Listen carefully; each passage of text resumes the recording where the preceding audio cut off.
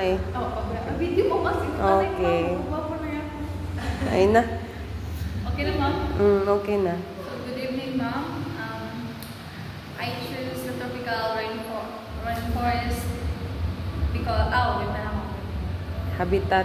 But, ma'am, I choose a tropical rainforest habitat for taxonomy of the diorama because it has a rich diversity of life, which makes it easier to show different groups of organisms, and there are many species of animals and plants living together.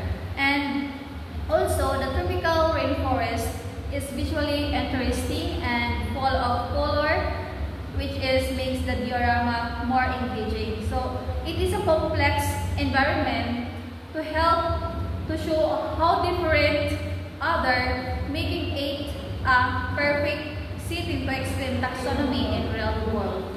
Okay, check na to ha. Nini? What tree is that? Almond, ma'am. Wild almond. Wild almond. Kung mo ba kita ng wild almond? Yadi mamang monkey. Ay, ala, okay. Yadi monkey. Sige. Monkey. Nini? May snake. Yeah, pulupot ang snake. Amo. Okay. And then, may frog. May nini na fish. Adoy, wala ni mo ini makuha ni. Pwede mag-design na kayo. Design na kanya. Animals naman ang... Okay, sige. Hindi ma'am ang kuha niya, scientific na... Okay. Adi.